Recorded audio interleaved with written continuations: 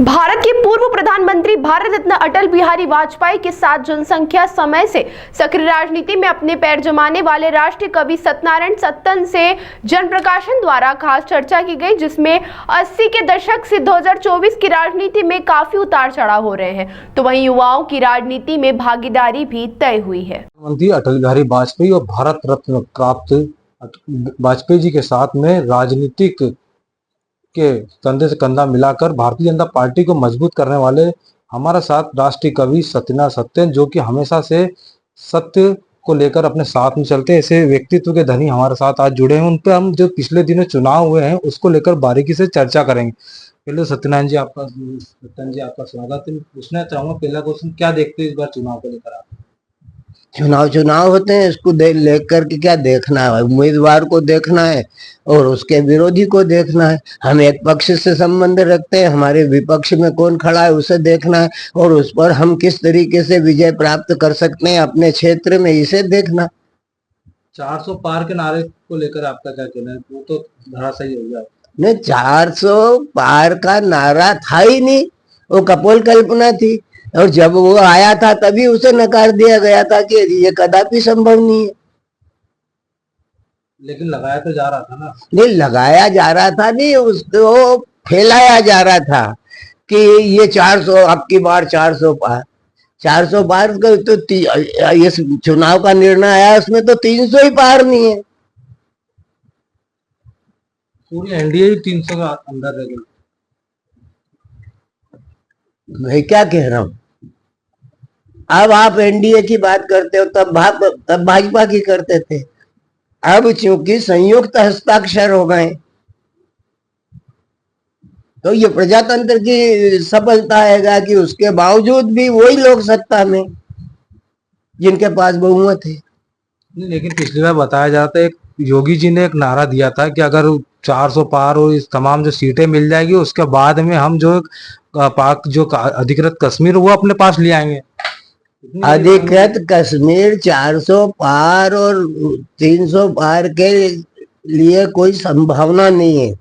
वो हमारा था, हमारा है और हमारा रहेगा। इस बात की परिकल्पना आज से नहीं, डॉक्टर श्यामा प्रसाद मुखर्जी के जमाने से की जा रही है, सन 1952।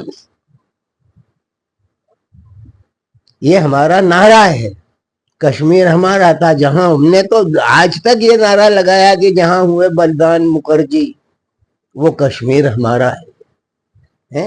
तो भारतीय जनसंघ के से लगा करके आज तक भारतीय जनता पार्टी की शक्ल तक वो नारा बदला नहीं है, अपने स्थान पर है। आपकी भाजपा और आप जब राजनीति पूरी तरीके से करते थे अटल बिहारी वाजपेयी साहब, उस समय की राजनीति में कितना फर्क? वो जनसंघ था जो संघर्ष करके आगे बढ़ा। आज जो स्थिति राष्ट्रीय स्तर पर कांग्रेस की है उससे भी बदतर भारतीय जनसंघ की स्थिति थी, लेकिन भारतीय जनसंघ के दीपक में प्रकाश फैलाने की एक उद्दाम भावना थी। उसके कार्यकर्ताओं में इस राष्ट्र में अपनी ज्योति को स्थापित करने का एक संकल्प था। उस संकल्प को लेकर के भारतीय जनसंघ का कार्यकर्ता अपनी यात्रा पर निकला। उसकी संख्या भले ही कम थी, अल्प थी, लोगों ने उसे ये कह करके हंसी उड़ाई कि चाय की प्याली में तूफान है। इस तरीके से अखबारों ने हेडिंग छापे जनसंघ के लिए, और वो चाय की प्याली में आया हुआ जो तूफान था संगठन के बाहुलता को, उसकी अग्नि की प्रचंडता को लेकर के इतना बहुल हुआ, इतना प्रचंड हुआ कि आज चारों तरफ वो अपने प्रकाश को स्थापित करने में भारतीय जनता पार्टी के रूप में प्रकट हो गया। क्या कुछ कारण रही है कि 303 तक पहुंची पार्टी, उसके बाद और आगे पहुंची और तमाम जो कयास लगाए गए उसके बावजूद भी जो है आज 300 के अंदर ही पूरे एनडीए मिलाकर?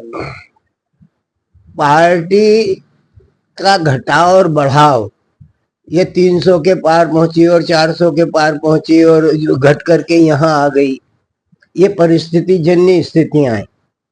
परिस्थिति और परिवेश में देश की जनता जो तय करती है, राजनीति तो अपने अंक तय करती है, लेकिन देश की जनता अपने अंक तय करती है।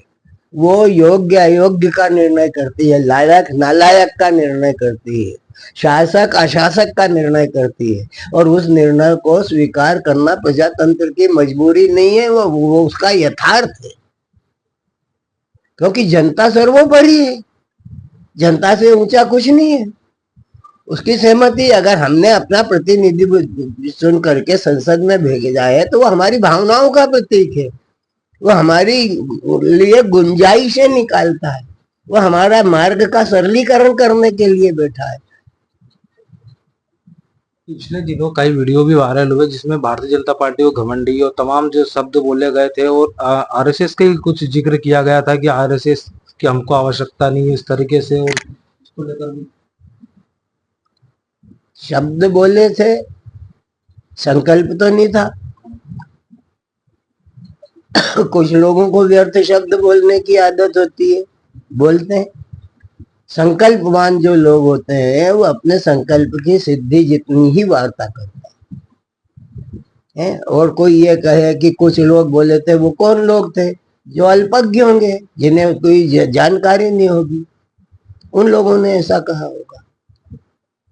जो कांग्रेस से बीजेपी में उसको जो कांग्रेस से बीजेपी में उनको कितना लाभ मिला बीजेपी को इस चुनाव में, आप कहाँ देखते हैं? उनको कहाँ फिट कर पाएगी बीजेपी? अब चुनाव भी होगा।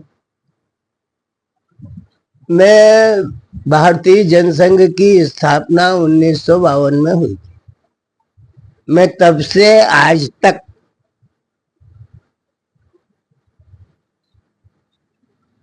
उसमें कार्यरत हूं। मैंने कभी किसी पद की याचना नहीं की, कभी किसी चुनाव के लिए आगे बढ़कर के टिकट नहीं मांगा, जो आज की परंपरा है। तो समय के अनुसार संगठनात्मक गति, मुझे पार्टी ने चुनाव लड़ाए, नौकरी छुड़वा करके चुनाव लड़ाए। मैंने अपना नुकसान सहन किया, लेकिन उस संगठन की आज्ञा को स्वीकारोक्ति दी, और उसका प्रतिफल यह हुआ कि भारतीय जनता पार्टी का बीज बनकर के इस शहर में मैं अपने आप को अपने मित्रों के सहयोग से, जनता जनार्दन के आशीर्वाद से यहाँ पर भाजपा का बीजारोपण करने में सफल हुआ। वो पहली सीट थी जो इस शहर में भारतीय जनता पार्टी ने जीती थी 1980 में। उसके बाद 1983 में हमने अपने नौजवान साथियों के साथ, भारतीय जनता पार्टी के कार्यकर्ताओं के साथ, अपने पुरोधाओं के नेतृत्व में चुनाव लड़ा और 1983 में नगर निगम पर अपनी परिषद को स्थापित किया। 1983 से लगा करके आज की तारीख तक वो परिषद बदल नहीं पाई है। जनता ने उसके काम की सराहना की और लगातार वही परिषद बैठती चली जा रही। राहुल गांधी को कहाँ फायदा हुआ पूरे चुनाव में? जो इंडिया गठबंधन, उसको कहाँ फायदा हुआ? फायदे की राजनीति करने वाले जो लोग होते हैं वो व्यापारिक होते हैं। मूल्यों की राजनीति करने वाले जो लोग होते हैं, जो वो लोग वास्तविक राजनीति करते हैं, क्योंकि वो समाज के कल्याण की भावना से पैदा हो, उनका उद्देश्य सामाजिक कल्याण होता है।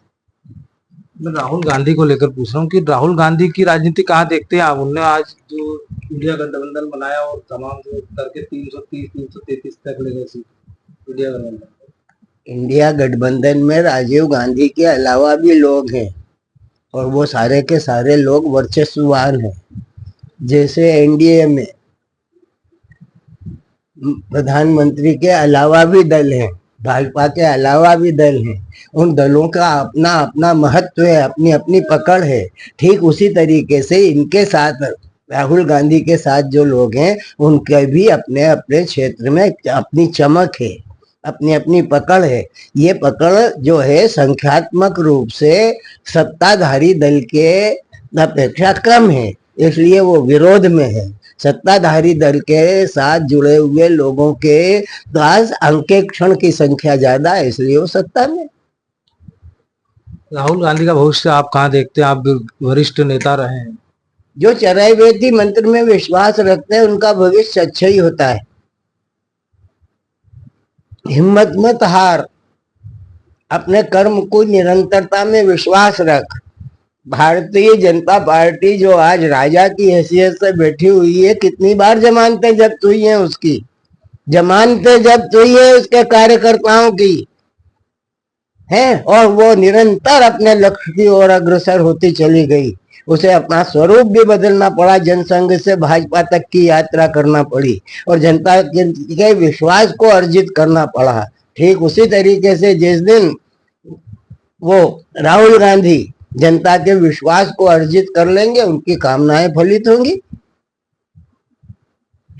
ये तो हमारे साथ सत्यनारायण सत्यन जी, जिनका कहना है कि अगर आप जो है अपनी कामनाओं को सफल करना चाहते हैं तो संघर्ष करना होगा। जन प्रकाशन के लिए चंकी वाजपेयी, इंदौर।